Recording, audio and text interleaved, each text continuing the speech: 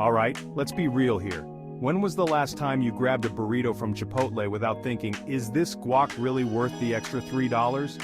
Well, today we're going beyond the burrito and diving deep into why Chipotle charges what it does, why it's thriving, and the secrets behind their profits. Spoiler alert, it's not just about the food.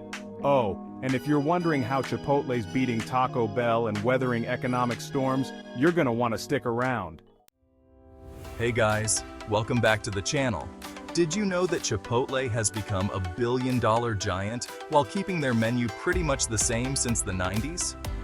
But here's the thing, for all the fresh ingredients and that healthy vibe, Chipotle isn't just feeding you, they're feeding their bottom line. Today, we're uncovering how they turned a simple burrito joint into a financial powerhouse. And trust me, there's a lot to chew on. Let's take a step back to where it all started. 1993. Steve Ells opens the first Chipotle in Denver, Colorado, with an $85,000 loan from his father. His initial goal? Just sell 107 burritos a day to break even. But within 1 month, the store was pushing out over 1,000 burritos daily. Not bad for a small shop. Back then, it wasn't about profit margins or global expansion. It was about fresh, real food. Fast forward to today, and Chipotle is everywhere. But what makes Chipotle different? They don't franchise. Unlike McDonald's or Subway, every single store is owned by the company. That means two things. They've got complete control over quality, but also a ton of responsibility. Every time they open a new store, they take the risk. It's bold, and guess what? It's working. By 1995, Chipotle was already expanding, using the cash flow from its first restaurant to open a second location. No fancy investors yet, just pure hustle and demand. But by 1996, Ells realized he needed more capital to keep up with the pace. He secured an SBA loan and his father added another $1.5 million. That wasn't enough though, so Ells raised an additional $1.8 million from investors after forming a board of directors. A crucial move that took the company to the next level. But the real game changer? In 1998, McDonald's invested a whopping $360 million into Chipotle, helping the brand expand at lightning speed. McDonald's didn't just provide cash, they brought in years of operational expertise. By 2001, McDonald's had become Chipotle's largest investor. This partnership was like a rocket boost, giving Chipotle the infrastructure it needed to grow nationwide. Fast forward to 2006, and Chipotle went public. The stock price doubled on its first day of trading, and McDonald's made over $1 billion from its investment before completely divesting. That marked the end of their involvement, but the beginning of Chipotle's dominance as a standalone brand. From its humble beginnings to nationwide success, Chipotle hit some major milestones along the way. From launching that first location in 1993 to having McDonald's help it expand in 1998, and finally going public in 2006, providing massive returns to early investors. And speaking of working, let's talk about money. Chipotle's latest financial results are, well, spicy. In the second quarter of 2024, they pulled in $2.97 billion in revenue. That's up 18.22% compared to last year. And their net income? Over $455 million. That's an insane 33% jump. Basically, they're making more money than ever, and it's not just luck, it's strategy. But here's where things get interesting. Chipotle's profit margins are improving, 15.33% up from last year.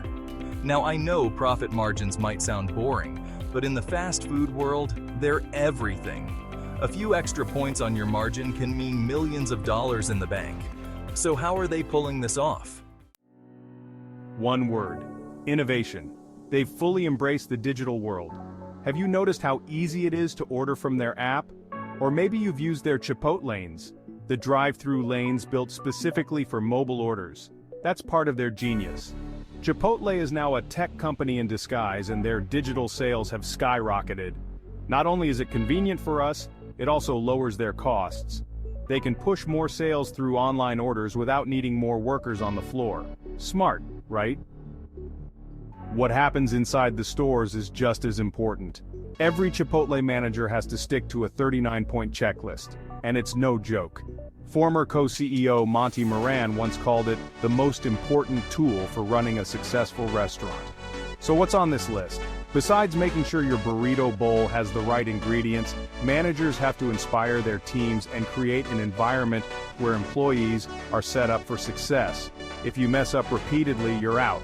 But if you're a rock star and manage to elevate a team member to a managerial position, you get a cool $10,000 bonus. Speaking of fans, Chipotle has one customer group that can't get enough: millennials. A 2018 Statista report found that about 25% of Chipotle's customers are between 18 and 29. And get this, the typical Chipotle customer? A male millennial ages 25 to 34, married with no kids, living in an urban area. 51% of Chipotle's customers are white, but people of color are more likely to choose Chipotle over similar chains. On average, customers hit Chipotle about 9 times a year and drop $17 per visit. But here's the twist: Chipotle fans actually spend more time and money at McDonald's annually. To tap into this millennial and Gen Z loyalty, Chipotle launched its Guac Mode rewards program, which helps the company better understand customers' buying patterns and preferences. And it's working, keeping those burrito lovers coming back for more. Interestingly, the demographics of Chipotle's workforce are pretty similar to its customers. Nearly 50% of workers are between the ages of 20 and 30, and over 55% of the workforce is white, with about 23% identifying as Hispanic or Latino. But let's not forget, Chipotle's in a war zone. I mean, how many burrito places are out there?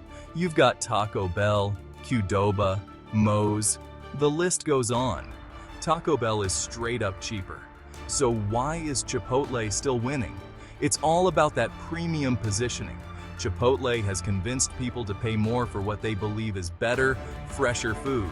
But there's a catch. People will only pay a premium if they feel like they're getting something worth the extra money. And that's why Chipotle spends so much time crafting its food with integrity message.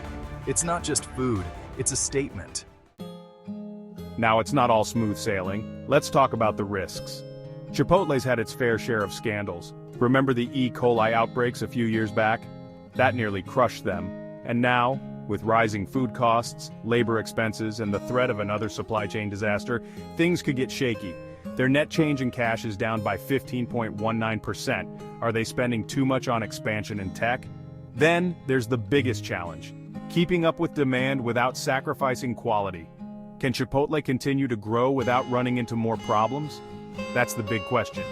In 2016, the company found itself in the middle of a class action lawsuit after 3 men claimed that their burritos, labeled as having only 300 calories, actually had a lot more. They sued for unspecified damages and demanded Chipotle stop what they called misleading food labeling. And just a few years later, in 2020, Chipotle was fined $1.3 million for 13,000 child labor violations in Massachusetts. Yeah, you heard that right. They were found guilty of having minors work too many hours and sometimes without proper breaks, marking the largest child labor settlement in the state's history. And now, the winds of change are blowing through Chipotle yet again. Recently, Chipotle's stock took a hit after announcing that CEO Brian Niccol would be stepping down on August 31st, 2024, to take over as CEO at Starbucks. The news caused Chipotle's stock to fall as much as 10%, and it closed down 7% for the day. Brian Niccol's leadership since 2018 has been nothing short of transformative. During his tenure, Chipotle's stock skyrocketed by over 770%. He navigated the brand through a foodborne illness scandal and led them through the pandemic with strong sales. Taking over for Niccol is Scott Boatwright, Chipotle's chief operating officer, who's been at the company since 2017. He's stepping in as interim CEO, while Jack Hartung, the company's CFO, has delayed his retirement to assist with the transition. While the market reacted negatively to the change, some analysts are cautious but optimistic. They believe that this shakeup could be a chance to bring in new thinking at Chipotle, much like Niccol did when he took over after being CEO of Taco Bell. So, from its humble beginnings with an $85,000 loan, to its ups and downs with controversies and rapid expansion, Chipotle has had quite the journey. With a new CEO on the horizon and new challenges to face, the future of Chipotle is anything but dull. Okay, so what's the final takeaway? Chipotle's positioned itself as a leader in the fast casual industry by balancing quality, innovation, and marketing their brand. Their financials? Strong. Their strategy? Solid. But as always, there are risks ahead. My personal opinion? Chipotle has built a strong brand that's hard to replicate. Sure, competitors can undercut them on price, but what people are paying for is an experience, one that Chipotle has perfected. They've evolved from a simple burrito chain into a global powerhouse that keeps finding ways to grow. But now I want to hear from you. Do you think Chipotle can keep up this growth, or will the rising competition and risks bring them down? Drop a comment below and let's get a conversation going. And before you go, don't forget to subscribe, hit that like button, and click the notification bell so you won't miss our deep dives into companies like this. Plus, if you've got a friend who's obsessed with Chipotle, or maybe just likes business breakdowns, go ahead and share this video. Thanks for watching, and I'll see you in the next one.